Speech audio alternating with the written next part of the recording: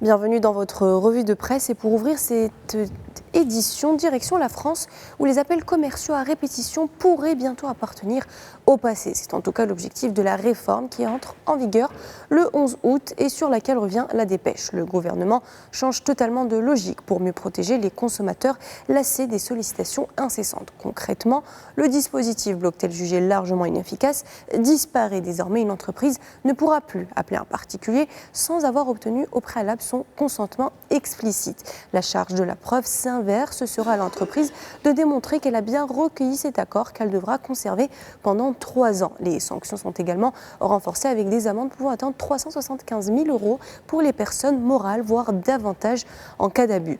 Reste toutefois une interrogation. Cette réforme sera-t-elle suffisante face aux plateformes de démarchage basées à l'étranger qui utilisent souvent des numéros français pour contourner les contrôles ?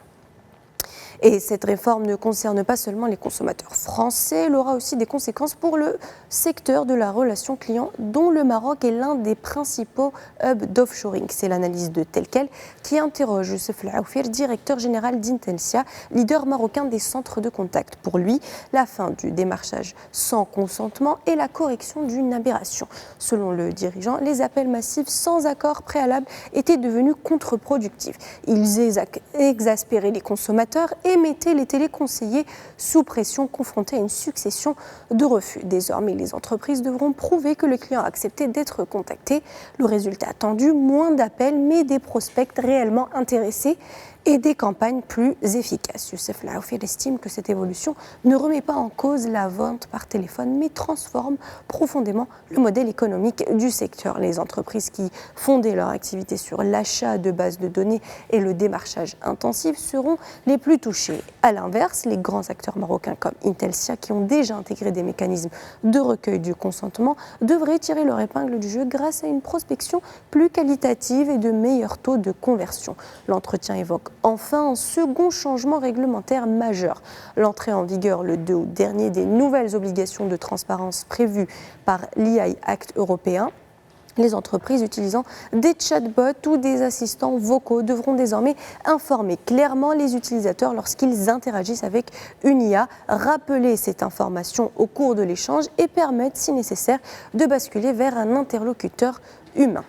Et cette place stratégique du Maroc dans les services s'accompagne d'une attractivité croissante pour les investisseurs internationaux. Le Royaume s'impose parmi les 10 destinations les plus attractives pour les investisseurs privés. C'est ce que révèle un nouveau rapport de l'OCDE relayé par H24 Info qui place le Maroc dans le top 10 mondial des pays ayant le plus mobilisé de capitaux privés grâce aux interventions des banques et institutions publiques de développement. Entre 2021 et 2024, le Royaume a attiré en moyenne 1,5 milliard de dollars par an, se classant à la 10e place mondiale à égalité avec la Turquie et le Mexique. Il ne s'agit pas des investissements directs étrangers classiques, mais de financements privés déclenchés grâce à des mécanismes publics comme les garanties, le partage des risques ou le financement mixte. Le rapport souligne que cette performance confirme l'attractivité du Maroc auprès des investisseurs internationaux dans un contexte où l'Afrique est devenue la première région bénéficiaire de ces financements avec 30% des montants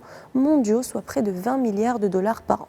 Les capitaux se dirigent principalement vers les infrastructures, les services, les projets liés à la transition climatique. Et si le Royaume confirme ainsi son statut de hub régional de l'investissement, l'OCDE estime que le défi est désormais d'orienter davantage ses financements vers les secteurs sociaux comme la santé et l'éducation, ainsi que vers les projets d'adaptation au changement climatique. Et une attractivité qui se traduit aussi par des projets industriels d'envergure. Reuters révèle qu'un consortium mené par le groupe suisse-japonais Canadevia Innova prévoit de lancer d'ici la fin de l'année la construction d'une centrale de valorisation énergétique des déchets à Casablanca, un investissement de 1,5 milliard de dollars. Le projet développé avec le groupe marocain Areva et le japonais Itochu sera implanté sur le site de la décharge de Mediona. À terme, il deviendra la deuxième centrale de ce type en Afrique. Sa mise en service est attendue à l'horizon 2030. L'installation pourra traiter 1,5 million de tonnes de déchets par an et produire 115 MW d'électricité grâce à un mix associant déchets ménagers, biogaz issu de la décharge et énergie solaire. Une capacité suffisante pour alimenter près d'1 million d'habitants. Le projet prévoit également de réduire les émissions de méthane de la décharge avec un impact climatique que le consortium compare au retrait de 300 000 voitures de la circulation. Le financement de la dette devrait être assuré par des banques marocaines, tandis que l'électricité produite sera rachetée par l'ONE. Reuters souligne toutefois que le projet suscite déjà des critiques de certaines associations environnementales qui estiment que les usines d'incinération peuvent freiner le développement du recyclage et générer des émissions polluantes.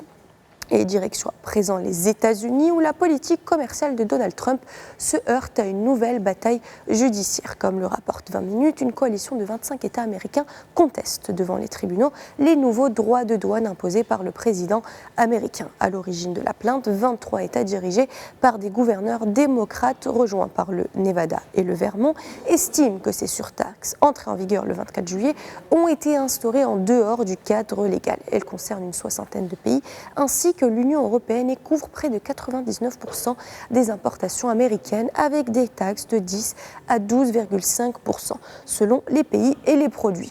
Pour justifier ces mesures, l'administration Trump invoque la lutte contre le travail forcé dans les chaînes d'approvisionnement mondiales.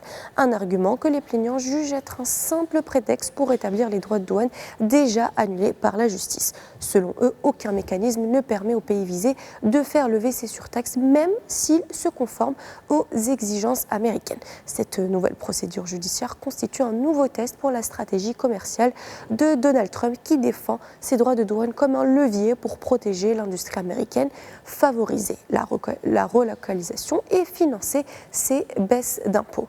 Le bilan, quant à lui, apporte des précisions sur la procédure judiciaire engagée. Les 25 États ont déposé leur plainte devant le tribunal fédéral du commerce international, la juridiction spécialisée dans les litiges commerciaux aux États-Unis. Parmi eux figurent notamment la Californie, l'État de New York et Hawaï. Les plaignants s'appuient sur un point précis. Selon eux, la loi fédérale de 1974 invoquée par l'administration impose qu'un pays puisse voir les sanctions levées s'il met fin aux pratiques reprochées. Or, ils estiment qu'aucun mécanisme de sortie n'a été prévu dans le nouveau dispositif. Ils révèlent également que lors du lancement de l'enquête, l'administration américaine n'avait pas évoqué la question du travail forcé, mais avait surtout expliqué vouloir assurer la continuité des précédents droits de douane invalidés par la justice. Pour la procureure générale de Delaware, Kathy Jennings, cette enquête visait avant tout à rétablir des taxes déjà censurées plutôt qu'à lutter efficacement contre le travail forcé dans les chaînes